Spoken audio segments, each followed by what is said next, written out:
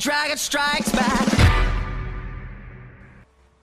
Hello, Axilla here for Felhouse Gaming, and this is going to be my first in hopefully an on-running series of Tutorial Tuesday videos for Hearthstone. Now, as you can see, this video is about half an hour, so it's a very long one for my first one, but I wanted to kick stuff off with just covering a good chunk of content and see what the response is for that. Because it's a long video, this intro is going to be slightly longer, just so that you can skip to parts of the video that you want to, really.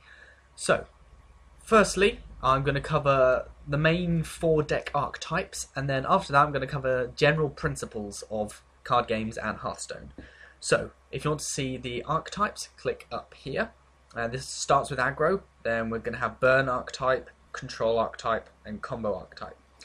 Then the principles I'm going to work on are going to be card advantage, tempo, board control, life as a resource, who's the aggressor, mana and maths, and saving your spells. So if you want to skip to those sections, click any of the buttons, which I will hopefully have put up there as an edited thing. So yeah, hopefully this content is very useful to you, and if there is anything I don't cover or you disagree with or something, please feel free to tell me, because I do want to make this as informative and correct as I possibly can for Tutorial Tuesday. So yeah, let's get on with it. Now, I'm going to cover 4 main archetypes. The first one being aggro, which is why I've got charge picked out now. Just bear in mind that all the examples of archetypes that I give you aren't specific to the classes I show you. For example, aggro isn't specifically warrior. It can be with any deck, and sometimes these are the most efficient. So, here we go. Charge is very strong for aggro type decks, since aggro, the archetype, aims on dealing as much damage as quickly as possible. They're trying to beat down the opponent as fast as possible in order for it to not get too late in the game and you win very quickly. That is the aggro deck type. My friend, Critical Hit, Harrison, he once told me that, which from his Magic the Gathering experience, if you are unsure what a good deck type is to play, and you're unsure of the current metagame, an aggro deck is normally the best choice, since they're aggressive, they normally set the pace, and card advantage, which I'll go over soon, isn't that important, since you throw everything out that you can at the opponent. So yeah, aggro decks, solid, one of the main archetypes of all card games, for example Magic the Gathering being something I've already mentioned. Good examples of aggro decks, like I've said here, anything with lots of charge in. Hunters have Unleash the Hounds, which give all their beasts charge. That can be very aggressive, King Crush being an aggressive aggro card, as well as Enrage. Now, Enrage cards focus on having damage dealt to them to deal even more damage normally, or for you to deal even more damage with your weapon, for example, specifically with the Spiteful Smith. So yeah, aggro decks rely on dealing damage as quickly as possible to the opponent. The second main archetype are burn. Now, burn is a subtype of aggro, technically. However, it is different enough to be its own main archetype, in my opinion. Burn decks focus on destroying the opponent not necessarily as quickly as possible, but rapidly with direct damage spells. For example, Frostbolt, Fireball, Pyroblast, all mage spells. Mage are a good burn deck. Shaman also have a fantastic burn deck with Lightning Bolts and Lava Bursts. Just quick damage spells. Fire Elemental deals 3 damage straight away. So, yeah. Burn decks focus on aggression, but with spells over minions, mostly. Now, minions that go very, very well with burn decks are spell damage minions. These increase the damage output of your spells. They won't increase healing or buffs, purely the damage output, so very good. Malagos being the only exception to the spell damage, where he gives +5, all other spell damage creatures give just +1. Ancient Mage kind of gives +2, but he gives +1 to adjacent minions. So yeah, for every spell damage you have, obviously your spells deal 1 extra damage. A common misconception is with spells like Arcane Missiles and Holy Wrath. Arcane Missiles is 1 mana, deal 3 instances of 1 damage randomly. Oh, let's go to arcane missiles. Deal 3 damage randomly split among enemy characters. Now, with spell damage, it doesn't increase the damage. It won't go. It won't do 3 damages, 3 instances of 2, as some people think. It will instead do 4 damage randomly split. So there will be 4 instances of damage. That's just a common misconception that I do want to clear up right now. So yeah, burn decks focus on dealing damage with spells and have minions that increase the damage of their spells in order to deal more damage with their spells. The third main archetype are control decks. Now, control decks focus on being a bit more defensive and focusing a lot more on the late game with big spells that will end the game eventually. Like a big creature like Ragnaros is a very good control deck win condition creature. Control focuses mostly on, like I said, defensive, stopping the opponents doing what they want to do, hence controlling them. Control spells involve lots of freezes, like for example here I've got up all the mage freeze spells. These mean that your opponent's minions or all characters that are frozen forfeit their next attack. So the turn which they would attack, they can't attack. Which is very good for stopping your opponent doing what they want. Other spells like Hex and Polymorph achieve this by changing your opponent's big creature into something a lot less scary, for example a 1/1 sheep or the 0/1 frog with taunt with Hex. Other control elements are returning creatures to their owner's hands. Rogue is very good at doing this with Sap, Vanish, and even with the Kidnapper. Now, these are good because the opponent could play a massive creature which uses all their mana, and you just return it back to their hand, effectively wasting their turn, so they've not done anything for that entire turn. So, returning creatures to hand, very good way of controlling the opponent. The last main archetype are combo decks. Now, combo decks are very gimmicky and rely on basically drawing the right cards in order to play them in the right order to get off your amazing combos. Combos work well with, for example, combo cards, which are a rogue-specific ability. If a card has already been played, then the combo effect takes place. It means you can do lots and lots of shenaniganry and all that jazz. A very, very famous combo deck is Miracle Rogue, which relies on Mana Addicts and Questing Adventurers and Edwin Van Cleef, as you can see here, in order to get very large creatures out after casting loads and loads of spells and loads of cards, and then winning. However, these decks are, like I said, gimmicky and very risky, because if, for example, you're playing against a mage and you bring out a 28/28 Edwin Van Cleef, it can be done. My friend has done it on me a couple of times. You can quite easily just cast Polymorph, and that's all of their hard work gone. So they are very, very, very risky. Another risky but aggressive combo deck would be the Hunter one, which relies on Unleash the Hounds in order to deal a large amount of burst damage. However, again, risky, since if you don't have Unleash the Hounds or enough beasts in your hand to play, or to make it viable in order to win, you can just not deal enough damage and you will lose anyway. So yeah, combo decks, specifically the Miracle Rogue and the Unleash the Hounds Hunter combo decks, can be risky but very gimmicky and very fun.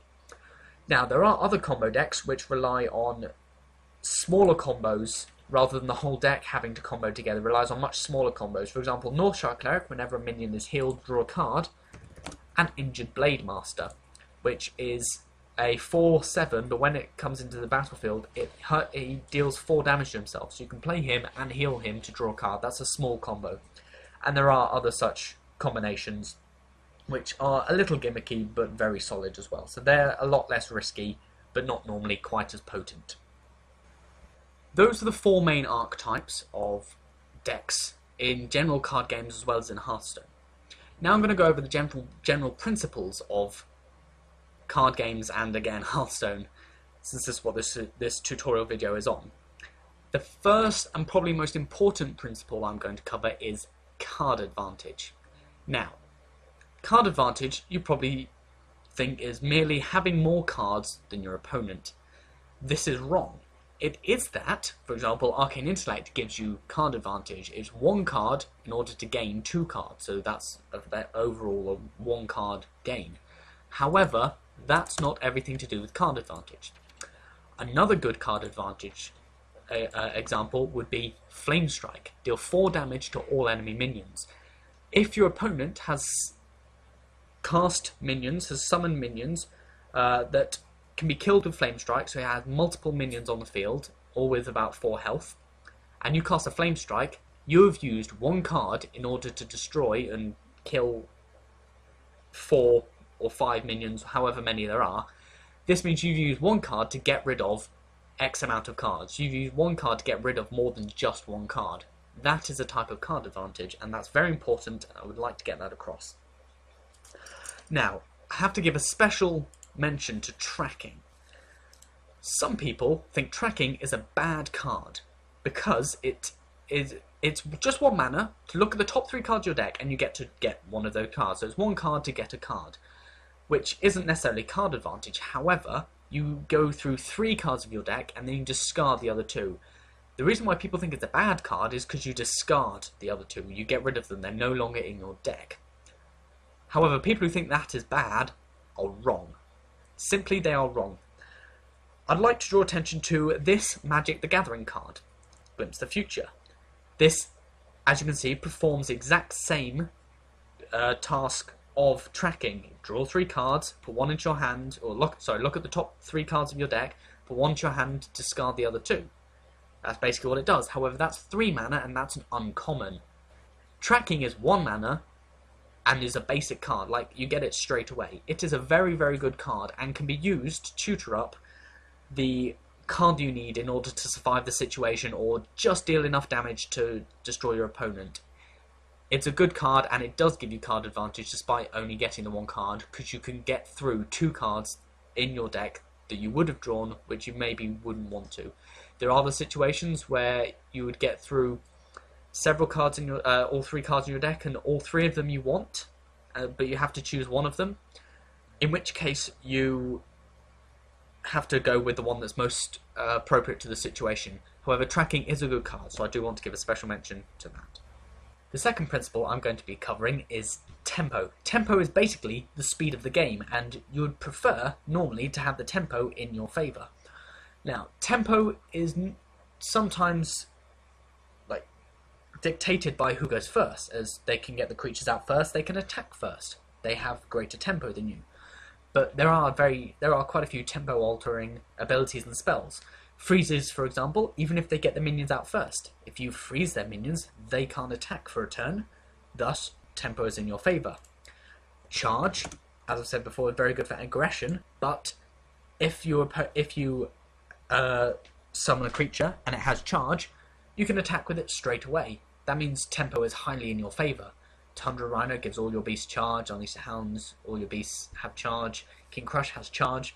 You know, it means that you can surprise a lot of damage out of your opponent. And occasionally, if they don't have a taunt out, you can just win, if they're not expecting to have damage dealt straight away. Decks that naturally have a lot of tempo controlling abilities are aggro decks and control decks. Now, aggro decks, because their objective is to deal damage as quick as possible, so they're quite a quick deck and they normally set the tempo of the game. Control decks, however, focus on stopping the tempo and controlling it for them so that the opponents can't do anything until you allow them to. Thus, the tempo is in the control deck's favour. So, 2 different ways of approaching tempo, but both based around the speed at which you're able to do things. Aggression, aggro, trying to do it very quickly, and control, trying to do things slowly, trying to slow the game down. So that's changing the tempo of the game.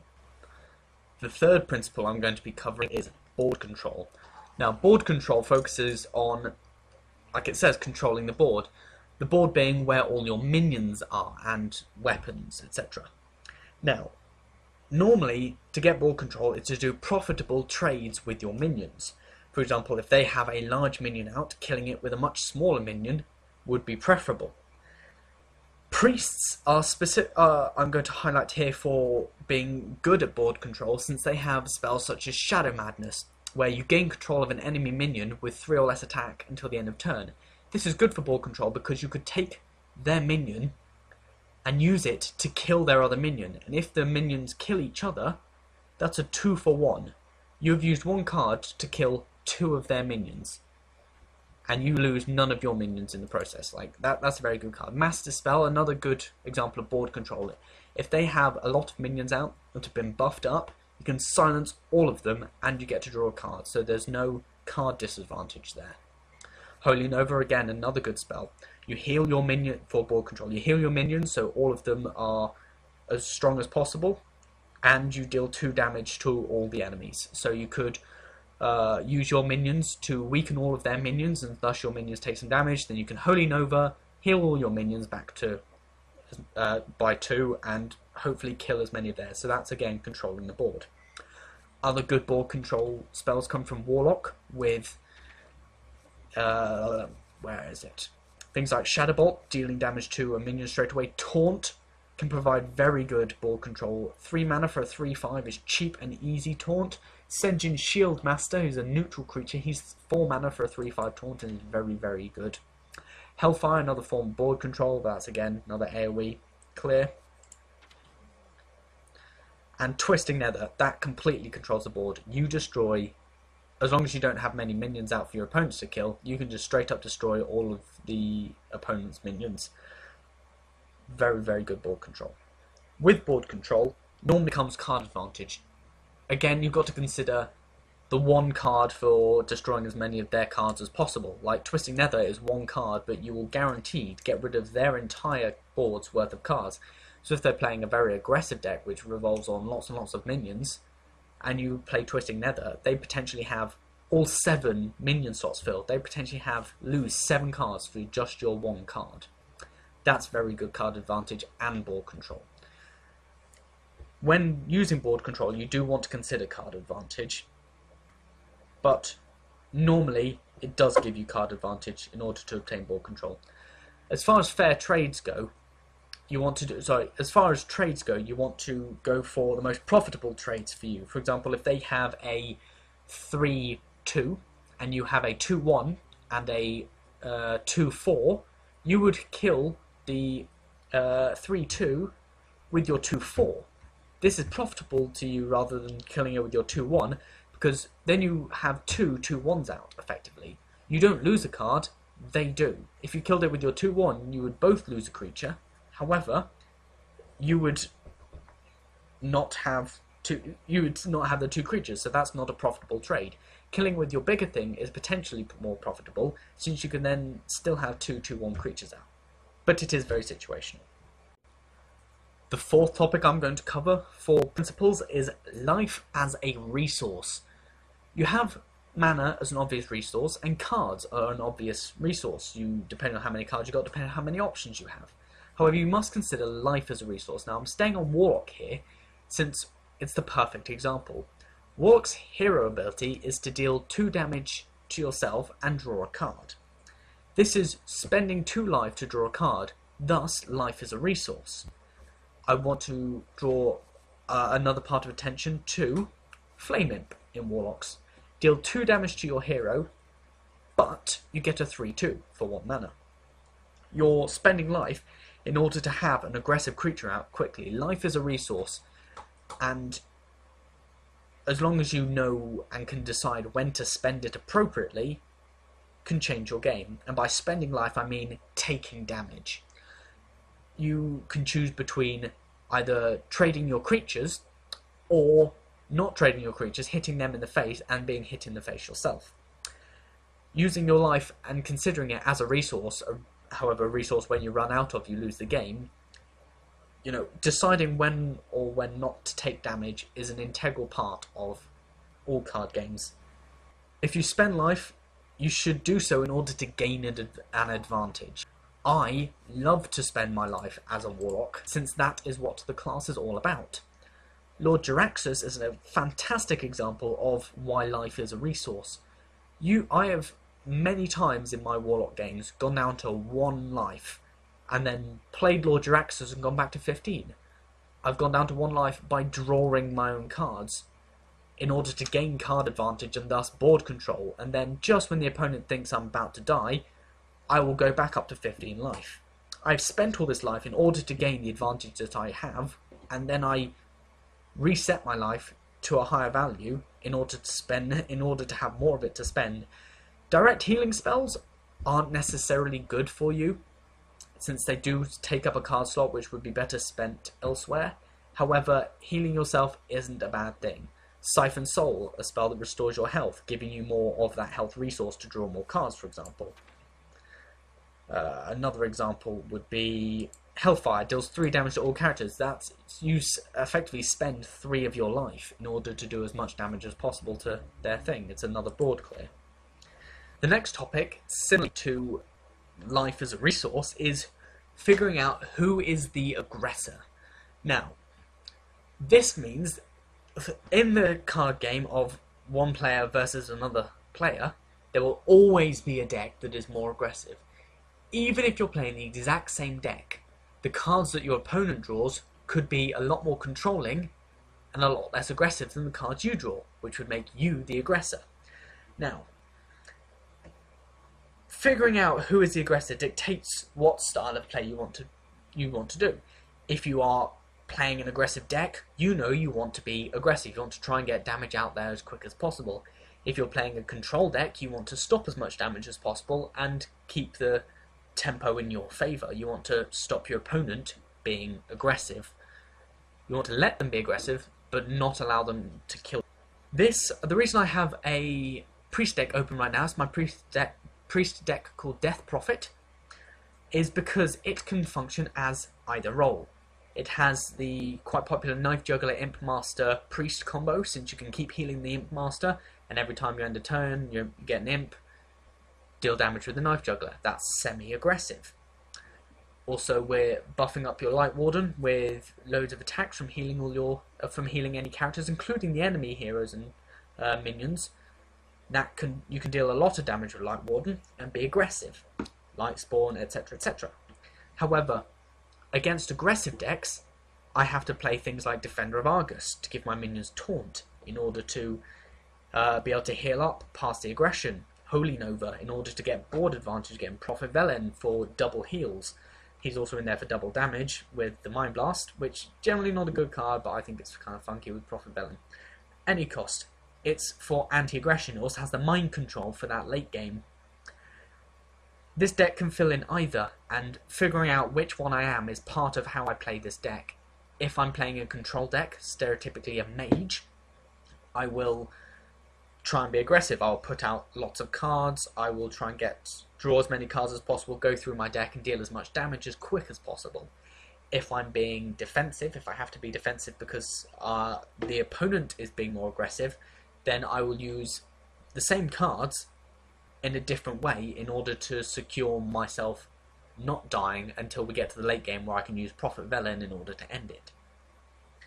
So yeah, that's figuring out who the aggressor. Similar to life as a resource, you've got to know when to take it in order to control the game. In your example, whether you're the aggressor or not. A good example of being an aggressor and having to take life would be in a warrior deck, where you have weapons such as Fiery War Axe and Gorehowl and Arcanite Reaper. The reason these are good examples of when to take life if you're an aggressive deck is because you can use your weapons to destroy the opponent's taunt creatures so that your minions can get through and stay alive, since your weapon will only last a certain amount of turns, but your minions could last 4, 5, 6, however many turns they need to for you to win. Here I have another deck open in order to demonstrate the next topic, which is mana and maths. Now, mana curves are very, very important aspect to consider when making a deck, which I'll cover how to make decent decks. Hopefully I'll cover that at a later date. Now, mana curves look like this.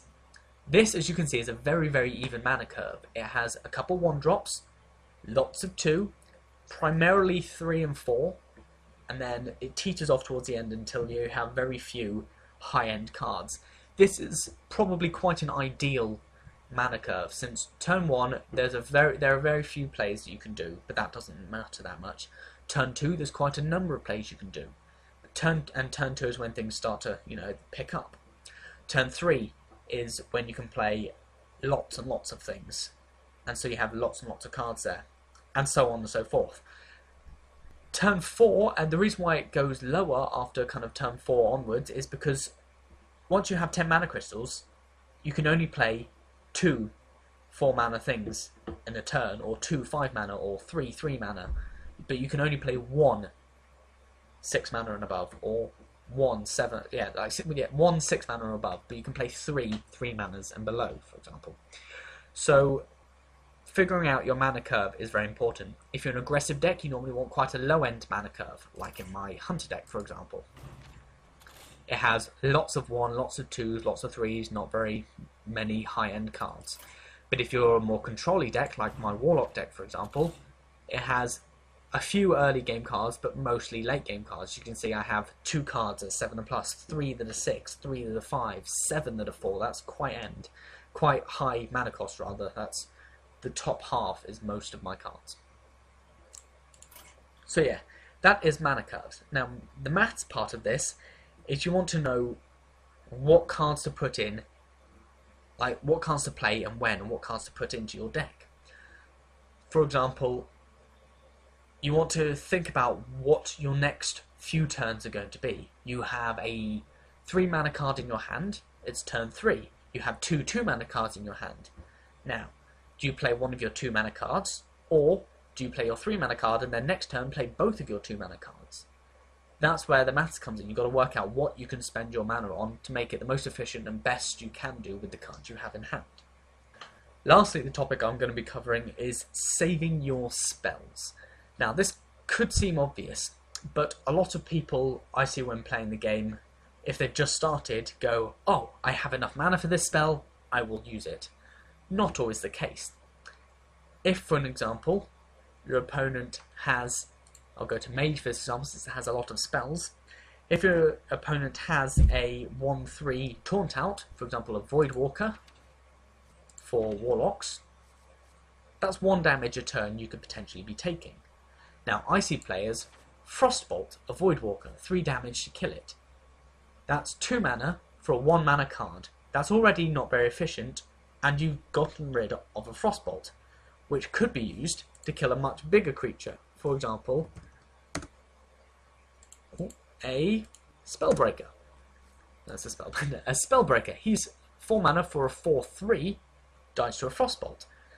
However, if you've already spent that Frostbolt killing a Void Walker, you no longer have that spell, and you're now taking 4 damage a turn rather than the mere 1 damage a turn the Void Walker does.